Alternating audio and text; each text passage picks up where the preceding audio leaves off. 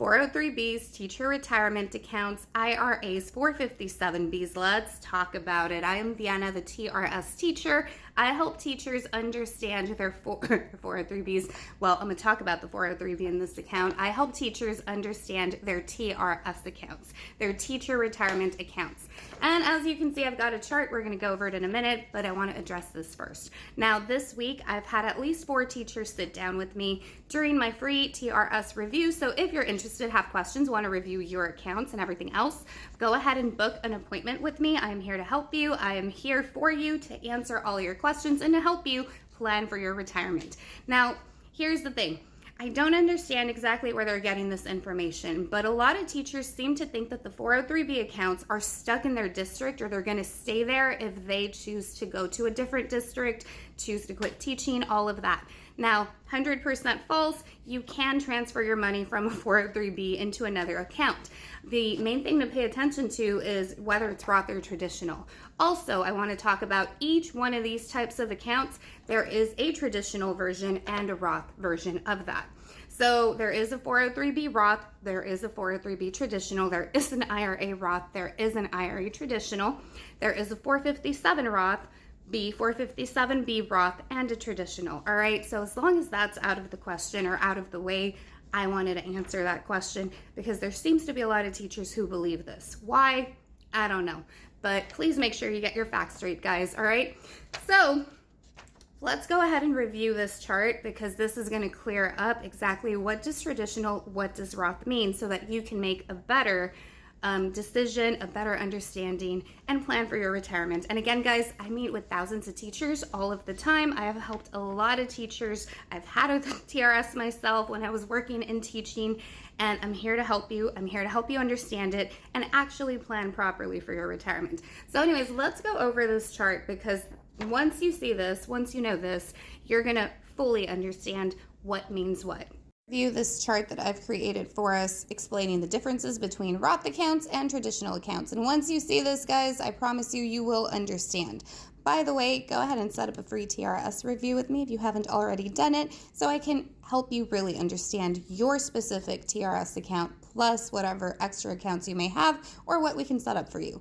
All right, anyways, what does traditional mean and what kind of accounts can we have with it? We can have a 403B, an IRA, and a 457B traditional. All of these are typical and are offered. We can set these up, all of that. That one must be offered by your employee. These must be offered by your employee. We don't really talk about those. Anyways, guys, traditional, what does it mean? All right, so first of all, and the main thing to know is that taxes are paid when you receive your payout, which means later on. So on a traditional account, we pay taxes later. This is what we call tax deferred because we are deferring the time in which we will pay taxes. All right, so taxes paid later equals tax deferred. That is your traditional. These we also called qualified accounts, and this is how I explain it to my students in my insurance exam course. So check that out if you're interested too. Just a little shameless plug.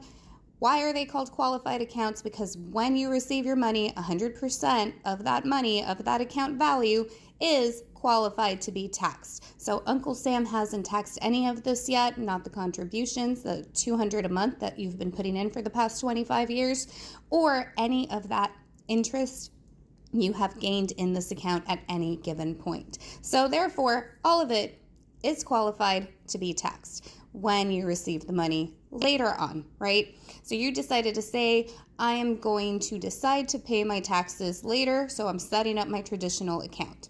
Okay, guys, and again, 403B, IRA, 457B, all of these you have an option to set up as a traditional account.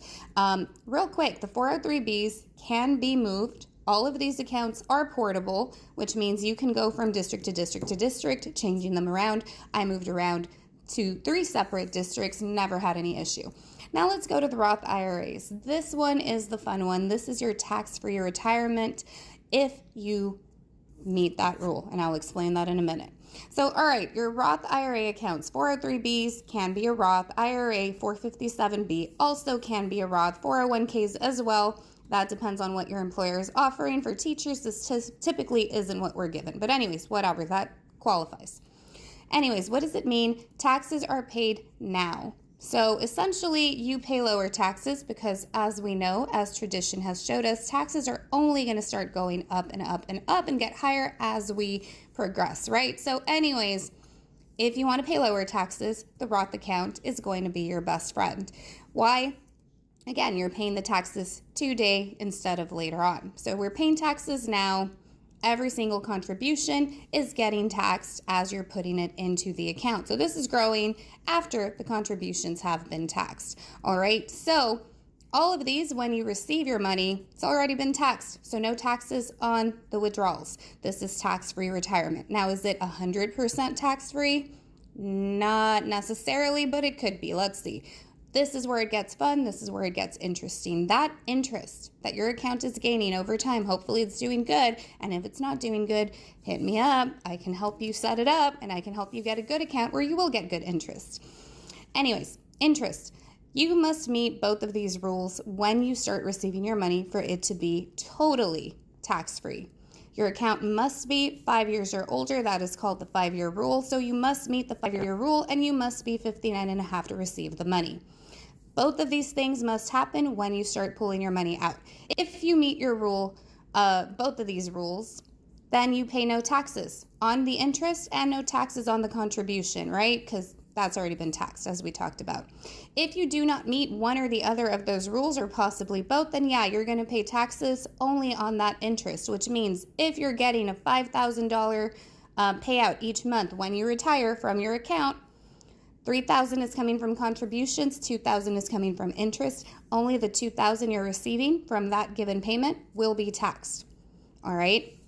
That's what that means, guys. Now, if you did meet both of these rules, that's wrong right there. Then no taxes, totally tax-free retirement. This is what we call a non-qualified account because not all of it qualifies to be taxed. Non-qualified, not qualified, right? Because we've already taxed the contributions when you're paying into it right now. And that is essentially your Roth versus your traditional in a nutshell. Bit of a long video, but totally worth it, y'all. So anyways, like I mentioned a little bit ago, a 403B, an IRA, 457B, all of these are portable, which is why I decided to make the video, to explain this and to explain what this means. And again, guys, feel free to set up a free TRS review with me. I am Deanna, your TRS teacher, and I'm here to help you understand your accounts. Go over here and set one up.